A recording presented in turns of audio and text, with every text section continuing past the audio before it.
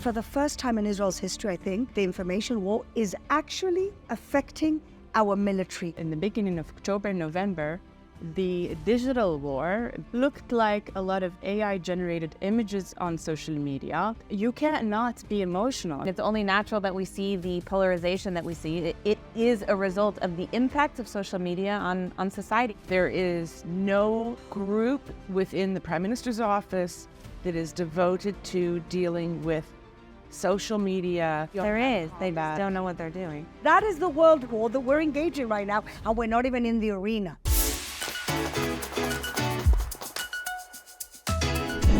Welcome back, everybody, to The Quad, and here in our Jerusalem studios with my wonderful co-host, Emily Schrader, journalist, human rights activist, and Shama Mishtali, policy advisor, originally from Morocco, and back with us after being missed terribly, Vivian Berkovich, former Canadian ambassador to Israel. And Vivian, you have been busy. I have. In the last few weeks, moving down south. Yeah. So I think that's fascinating. I think you're a pioneer, modern Zionist pioneer. Tell us all about it. I moved to Kibbutz Ruhama. Where's that? Which is about 6-7 kilometers northeast of Sderot. So right kind of in the thick of things. You were looking for adventure, Vivian? No, it was totally by coincidence. I just flew with it. It was one thing after another. I wasn't looking to make a statement, although I find out that I am. Of course. Which is the best part. I'd been wanting to move to a different kind of environment for a long time. Was visiting friends in the area a few months ago. And you found here we your are. place. Found my place. But the best part is, aside from the fact that kibbutz is beautiful, my house is fantastic. The community is lovely and so welcoming. I live in the Ruhama Badlands. What does that mean? Right?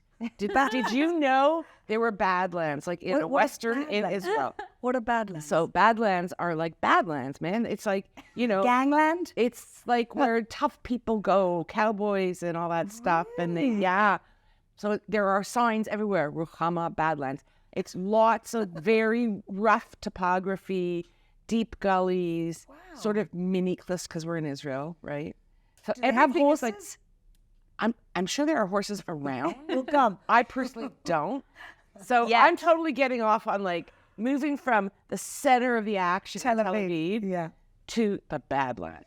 This feels like the beginning of a Quentin Tarantino movie. It does. It very much does. He's looking for his last me. movie. And dealing with the kibbutz, management. Oh, my. I love you guys. You're great. But it is kind of like a Quentin Tarantino movie. It's hilarious. I've walked back in time in many ways. Unbelievable. Yeah, well, good for you, Vivian. Well, we're very happy that I you're missed back. you guys. And happy you're and back. all of you. We missed you and your insights, and it's a shame because we would have had some good arguments here with some of our previous guest co-hosts.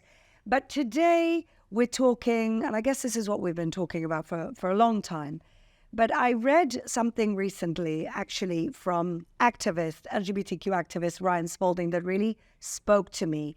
And he said something very smart, I thought. He said, we already are in a third world war. It's an information war. And it's an information war that's all out there, fully fledged. We're not doing very well, right, Emily? And he's right. Maybe the third world war that everybody expects is not a military war. It is exactly where we're at right now. And we're just at the beginning of it, and it's going to get worse before it gets better. We've had 3 disastrous elections in the last few weeks, and now we see that everybody's jumping on the bandwagon of some results. We thought Europe was going right, conservative, and it's turning left. We don't know what's going to happen in America, but the situation for the public diplomacy war is just not getting any better, right, Emily? How do you see things? And I think it's very clear that democratic countries are being subverted. Exactly. I mean, this is what the KGB's dream was in the Cold War, and now they're able to accomplish it. And yes, Russia is a huge, huge part of the disinformation war because of social media and the speed with which information or disinformation flows now, also because of media echoing social media. So, of course, I mean, it's only natural that we see the polarization that we see. It is a result of the impact, not just, but of the impact of social media on society. And it's not going to change until there is some sort of crackdown on it. And I don't know what that looks like. We're in a really a new territory. And even while this is happening, we have more technology coming out with AI and other developments that are coming. I mean, it's uncharted territory. I mean, you'd think that we'd get on top of the technology part of it. I mean, Israel is... At least Israel, yeah. Literally the home of AI, of cybersecurity, and yet we're falling into this trap. How are things in Canada these days, Vivian? Really? Where's the bell? Look, things in Canada, Canada has become a bit of like a lightning rod. People are finally paying attention to it in a good way. And so I think it's been pretty as well established and accepted that it's probably the worst place in the West to be Jewish now. Wow. Worse than France? Worse than France and England? Yeah, actually. Wow.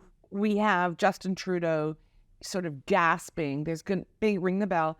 I mean, it's a disastrous government, but apropos the information wars and foreign influence and everything, I'm not even going to start with the foreign influence in Canada that is just openly happening. From where?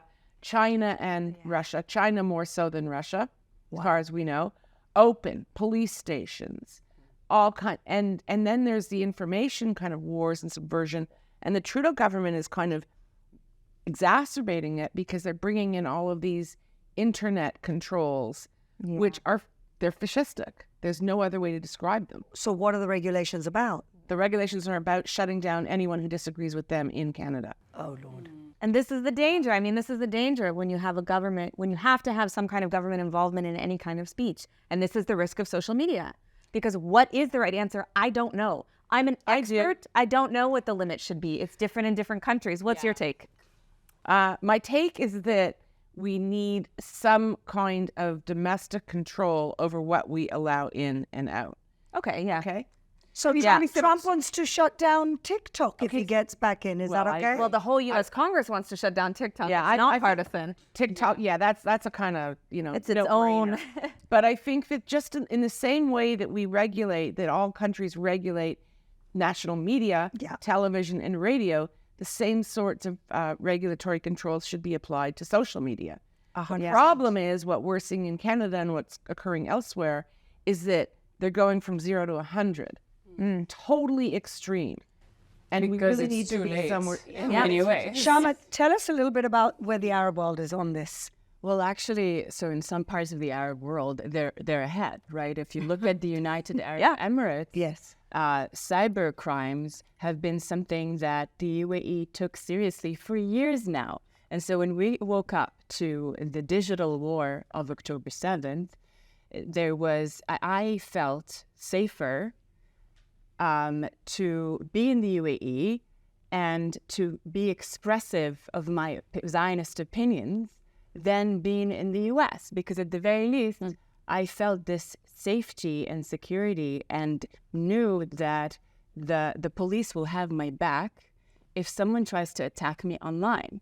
What do you mean they were ahead of the digital war? What have they done? So the UAE has been really championing these combating online hate, whether it's anti-Semitism or Muslim hate or gender-based hate or ethnic-based hate and discrimination, and really like leading trainings across the world. It's amazing. On these kinds of initiatives and with close collaboration with Interpol.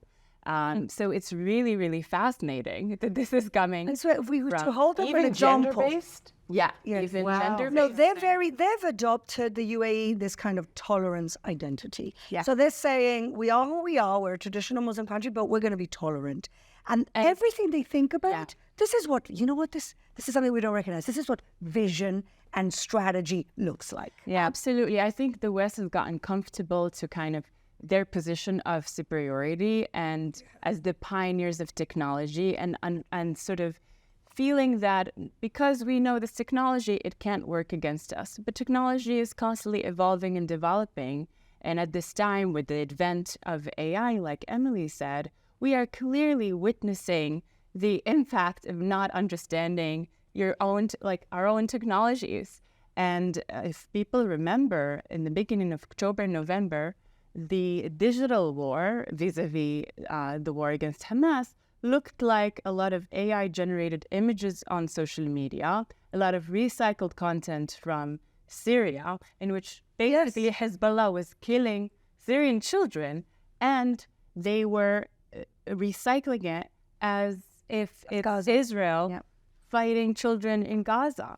And you can't not be emotional. I mean, all over the Arab world in particular, people felt like these are our children that are being abused. So you can't fight that kind of ideology. It's tragedy and porn. yet somehow we don't seem to have a strategy. Emily and I yesterday went to a kind of closed-off exhibition showing us the artifacts of the terrorists. We saw everything, the Mein Kampf that they had with them, the UNRWA cards, that they were UNRWA members and workers. There was a humanitarian aid distributor, an UNRWA employee, who also had photos posing with his Hamas uniform, with his family. With his babies. With his children in the photo with a gun. And yet somehow, and then we've got, of course, the very, very difficult 47-minute movie. And they showed a little bit of it yesterday, and I couldn't do it. And I asked, why are we not, or should we, this is a question, should we not have put that movie out from the get-go, or at least clips of it, and fight fire with fire? Emily, should we put it on? Vivian, what do you think?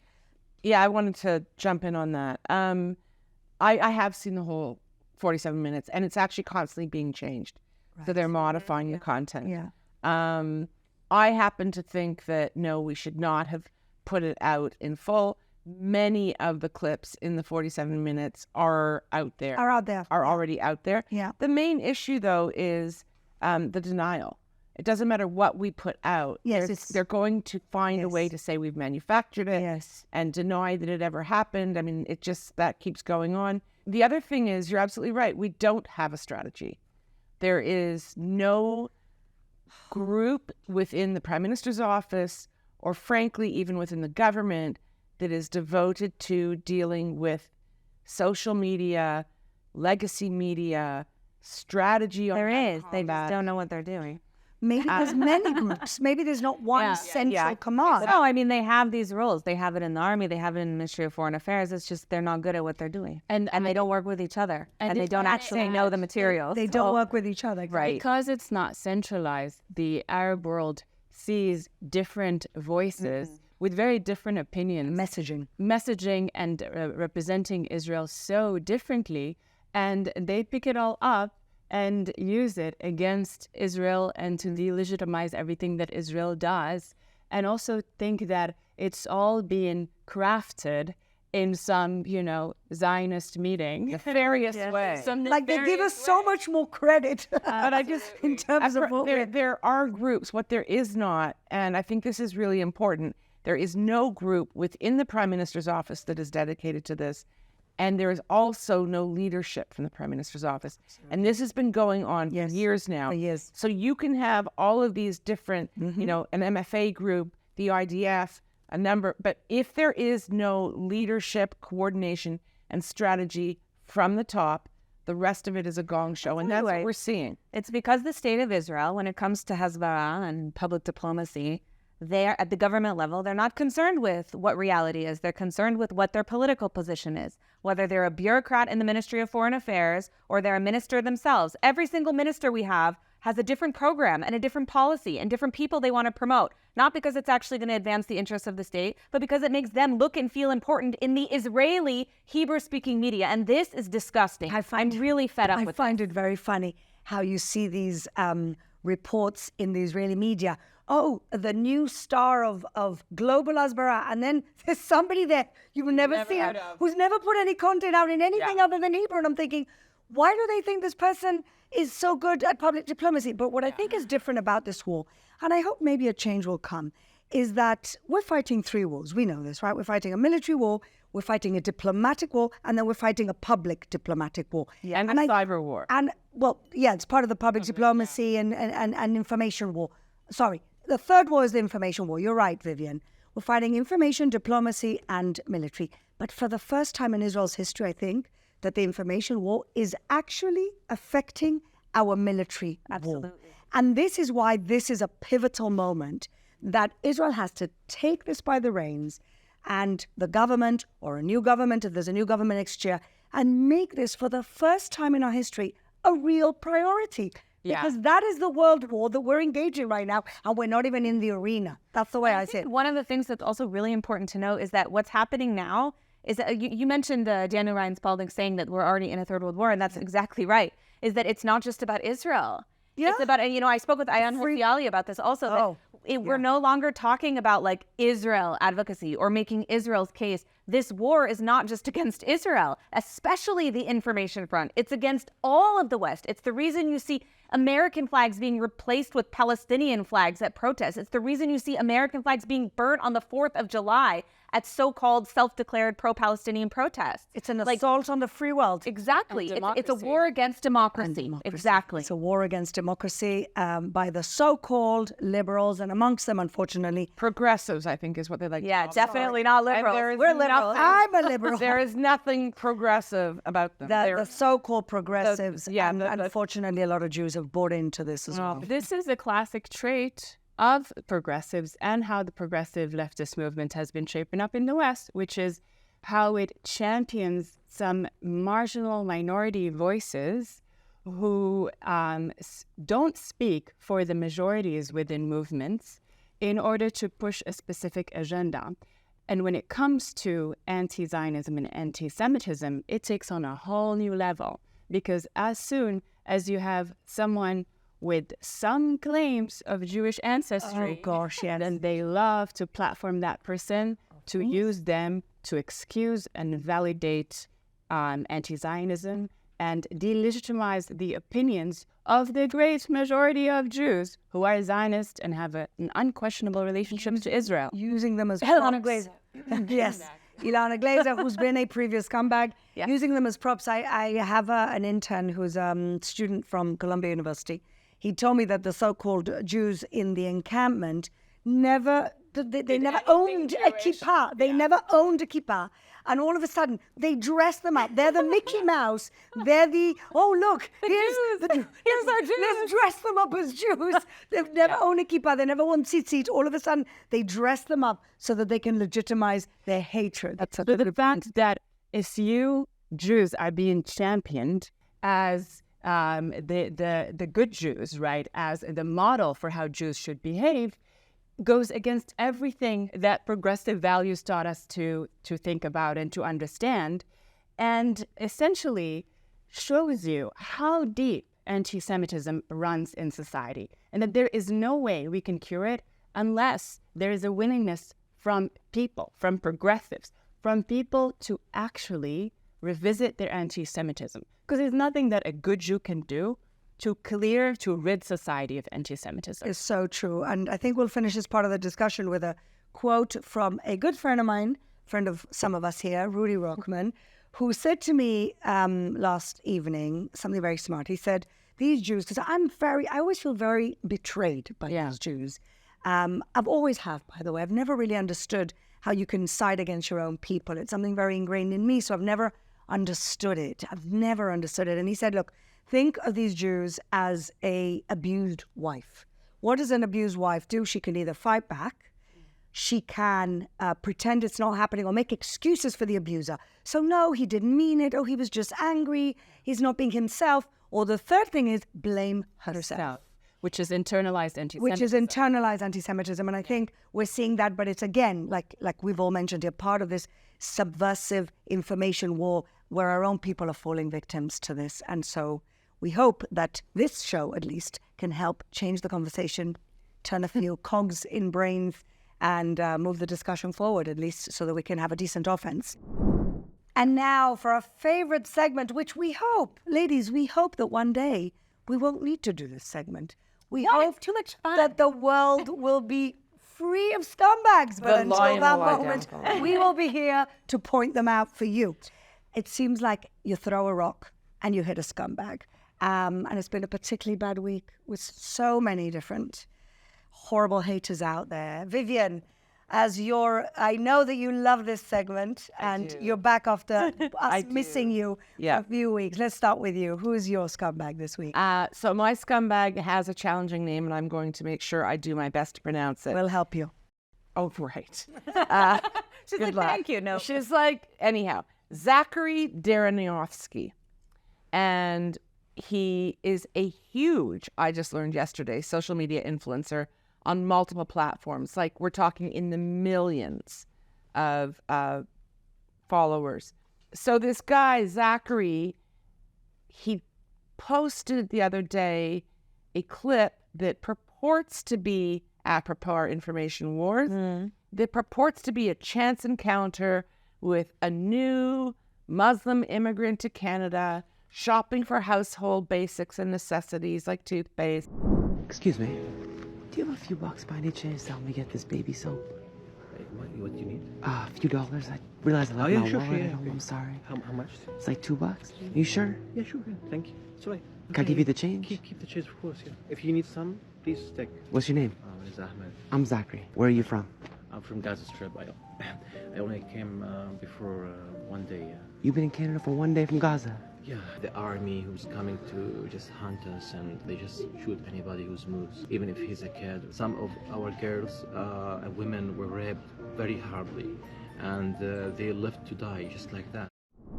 So the bottom line is this was a very disturbing encounter. It's clearly staged. It's going like spreading like wildfire, and it's BS. And then this guy, Zachary, pulls out $1,000 and says, here, you must need this. And it's just this beautiful welcome to Canada. Oh, we love you. Oh, we're all on the same side moment. And it's so damaging. I just couldn't believe it. That people believe this, that this is being done, and that this guy has not yet been exposed. Watch out, Zachary. And I just want to briefly segue, since I wasn't here for so many weeks, but it did remind me of Piers Morgan, who, I'm not calling you a scumbag, Piers, but it raises the same issue for me, because that infamous interview he did a week or two ago with Roger Waters. Yes. Oh, gosh. And, you know, of course he didn't answer me when I asked online, but it's like, why? Why do you platform, when we're talking about regulation, why do you platform Hitler?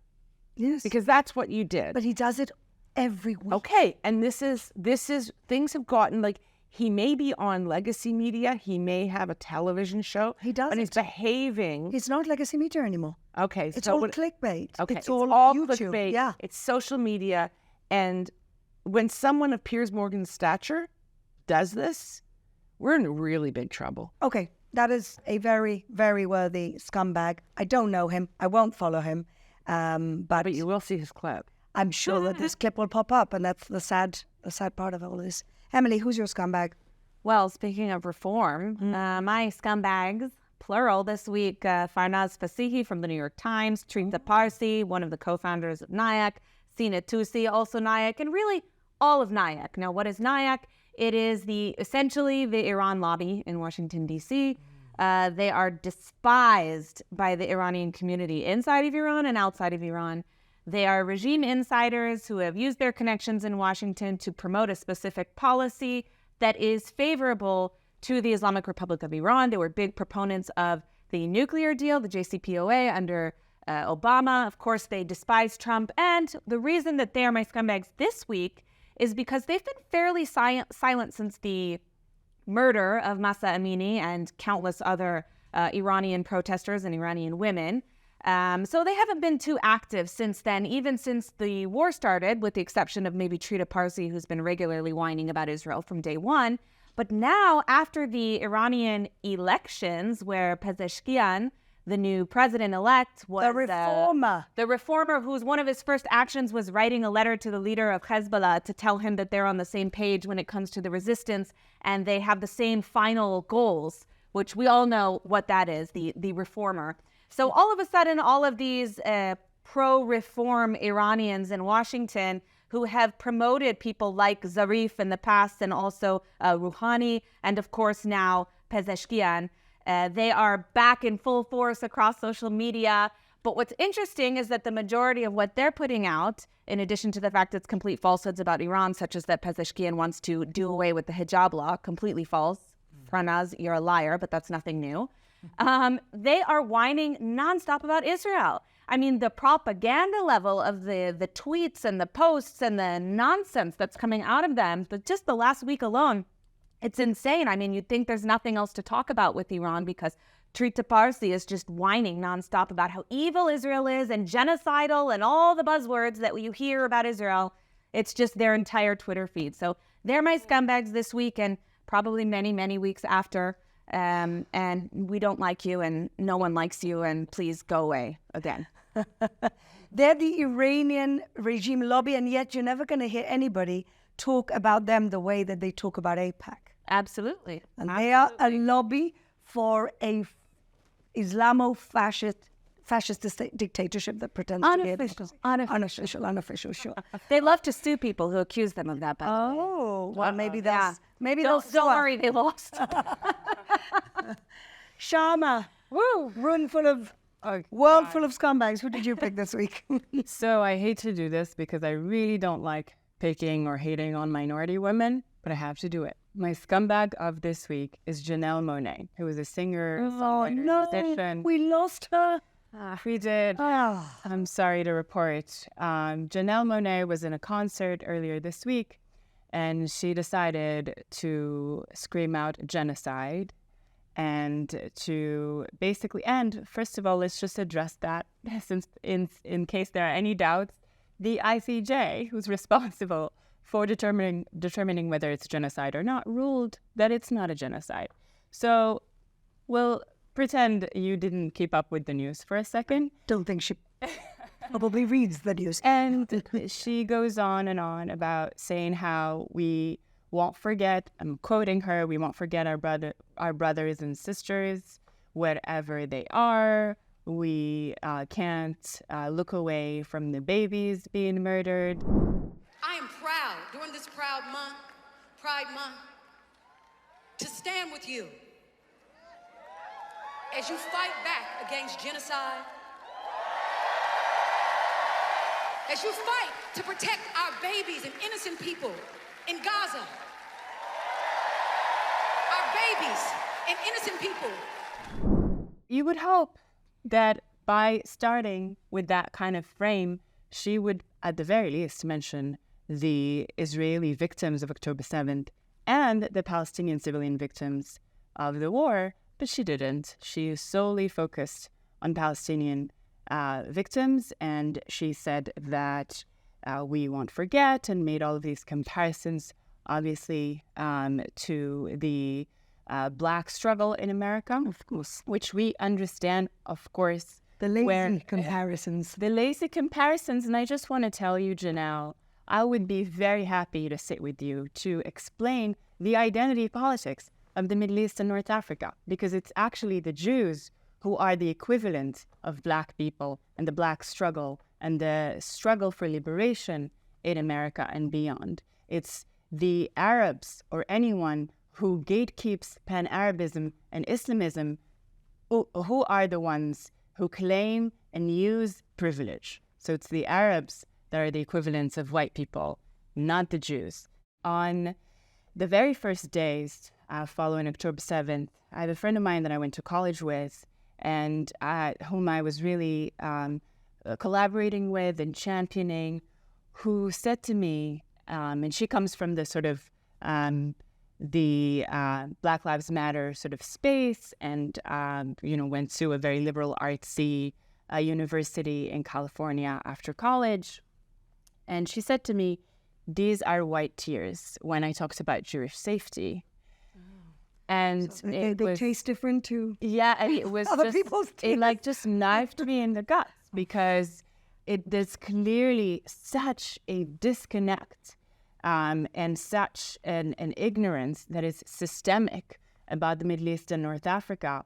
And so no matter what we do, no matter what spaces we try to work in, no matter our plans and our activism and advocacy and our allyships, we keep getting pushed to the side, spoken over, canceled and silenced for being Zionist. God. It just feels so desperate sometimes. Yeah. It really does. Yeah. I just sometimes, honestly, and I'm a very positive person, I'm finding it hard to see the glass half full at the moment. But thank you. And now I'm going to have to delete 3 songs that I have on my playlist from there. We've lost another artist who probably doesn't even know how to read. So I think you would be way too highbrow for Janelle Maloney, whatever her name is. Okay, so my scumbag this week is Jean-Luc Mélenchon. Who is Jean-Luc Mélenchon? He is the head of the France left-wing party called France Insoumise, which means unsubmissive France, except that his party is très soumise, very submissive to Islamic fundamentalism. And in his hurrah party of when they won more seats and now they're going to ally themselves with Macron, anything to make sure that Le Pen doesn't get in. So France has basically taken a very sharp turn left. And in his party, in his victory party, you couldn't see one French flag, but guess what flags you could see? Palestinian flags. So Algerian flags. And Algerian flags, thank you. And so we have a situation in France where, as you mentioned last week, the chief rabbi of France is saying, get out, Jews. And I think that we've had, of course, the rape of the 12-year-old girl. We've had another older lady beaten up last week. It was Sharon Haskell, a member of Knesset, her grandmother. Her grandmother, right? Yeah. Mm-hmm. So you honestly see this happening in real time.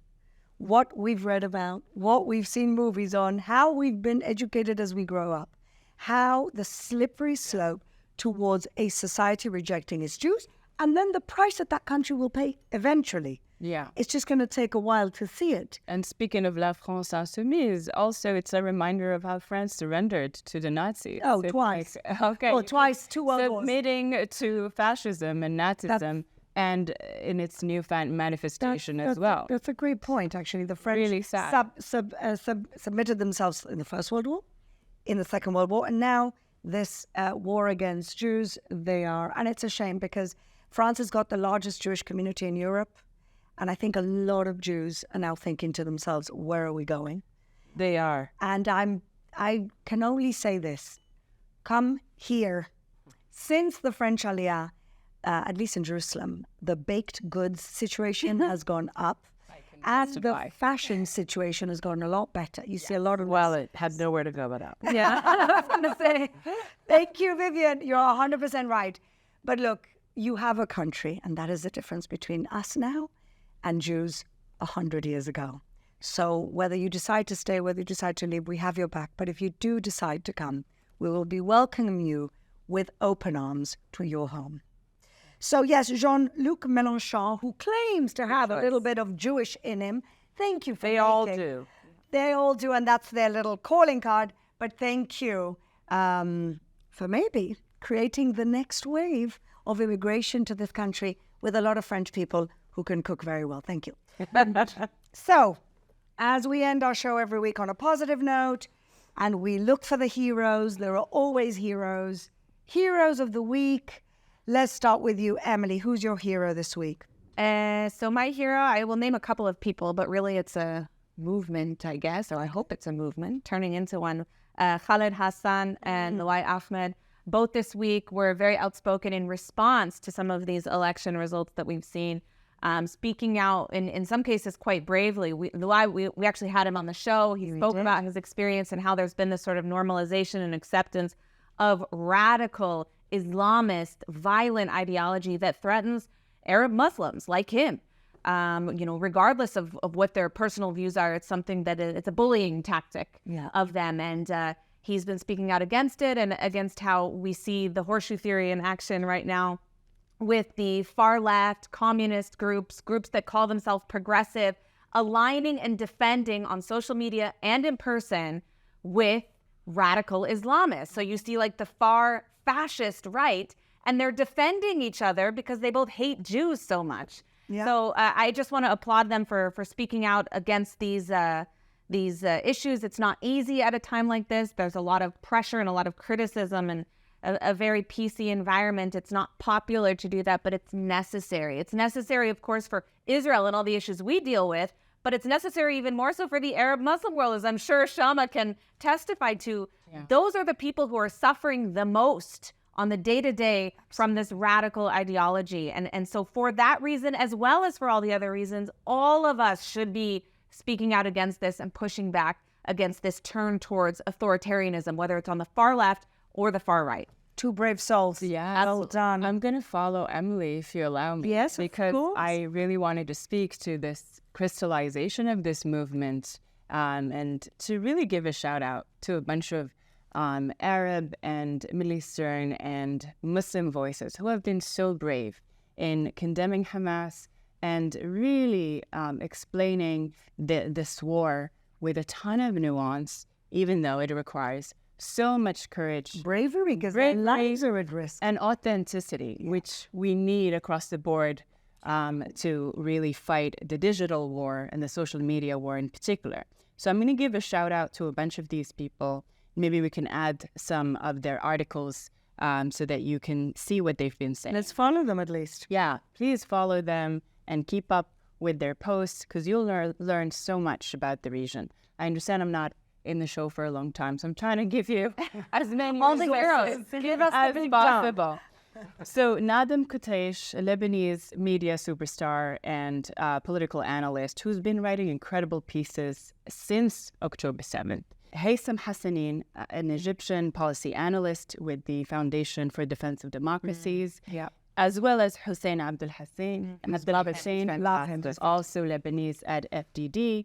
Ahmed Fuad al-Khatib, who is in my neck of the think tank world, who's part of Atlantic Council, is Palestinian, and he has been really, really vocal against Hamas, exposing a lot of the sort of small and large-scale details of Hamas oppression.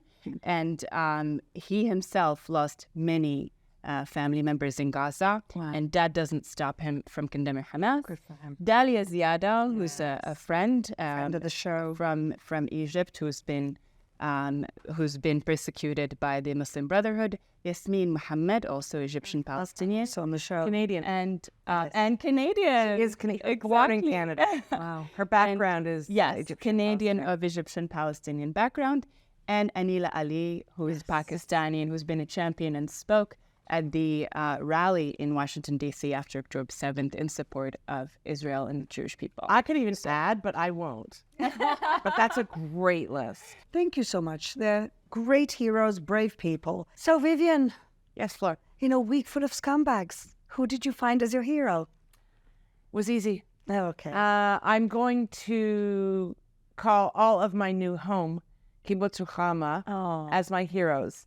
Not just for the warm welcome and the beautiful kibbutz that I am now living on, but because they're doing something really special for all of the displaced families from Kfar Aza. Oh, wow. Kfar Aza, as we know, is one of the hardest hit on October 7th. They've been scattered, the Kfar Aza residents, members, all over Israel since October 7th. And as we speak, there is a huge area which is designated as a special area for Kfar Aza. It's being built. They're building housing, everything that the Kfar Aza residents need. Are they there already? They're coming. They're starting to come in September. Wow. And they're going to be moving in between September and November. And they're going to, for the first time, be a community again. It's putting a lot of pressure on Ruchama. Of course. For a million reasons. And it's a social experiment too, how it's going to work and change the existing community. But the kibbutz sort of administration that I met with last week or 2 weeks ago to pass my kind of, test. Yes. They have to let you in. My purity test. Your purity. Which was kind of fun. But, I asked about it and they said, look, it's difficult. It's creating a lot of challenges, but we think it's really, really important. And I couldn't agree more. So I look forward to really engaging and becoming a part of this very experimental and important new community.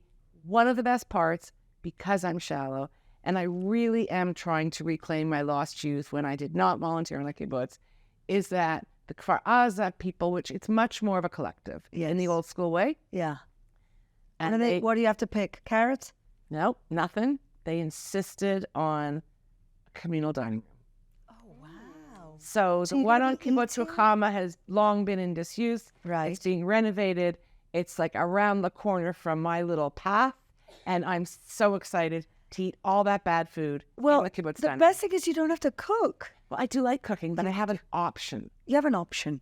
So And- when you don't feel like cooking, there's a meal. Exactly. And it'll be social and it'll be all those things. Oh, well, I'm coming down. I'm coming down to Jordan. Great. for I one want of those those. when you come in. Okay. Well, fantastic here. Amazing. It's just such a nice, uplifting story, Right? Vivian. It's such a nice, uplifting story. And I think it's the first kibbutz to be relocated as a Yes, community. I think It's it is. extraordinary. I think it is, and hopefully it'll serve as an example for other kibbutzes and other communities to welcome our brothers and sisters who've been displaced. Exactly. Thank you for that story, Vivian. And my hero this week, unfortunately, is a fallen hero, Jala Ibrahim, who is a Druze soldier from the engineering corps who fell in battle in Gaza this week. But what's incredible about this man, he comes from a big family, I think 4 sisters, 4 brothers, or 3 brothers, that all of his brothers are serving. 1 in the north, 2 in the south. And the saddest thing I've ever heard is that when the army came to his mother's house, and they knew, and the mother said, "Which one is it?" Oh, Because all of her sons are serving proudly in the IDF and fighting for the enemy, and they are so proudly Zionistic and so proudly Israelis. And this is a Druze family from an incredible Druze community, and this is really the story of the Druze. They picked a side so many years ago. They are proudly Zionist, proudly Israelis. They see zero contradiction, and there is none, because they are brothers and sisters and are also paying with their lives for this horrible war that we're fighting. And so Jala Ibrahim, and fallen hero, but his whole family also, they're my heroes of the week. yeah. The Druze are really the best of us. Unbelievable. So we pray like we do every week that by the time next week, and may actually happen this week, our hostages will be home with their loved ones. Thank you so much for watching the show. And if you like us, please like and subscribe. Thank you.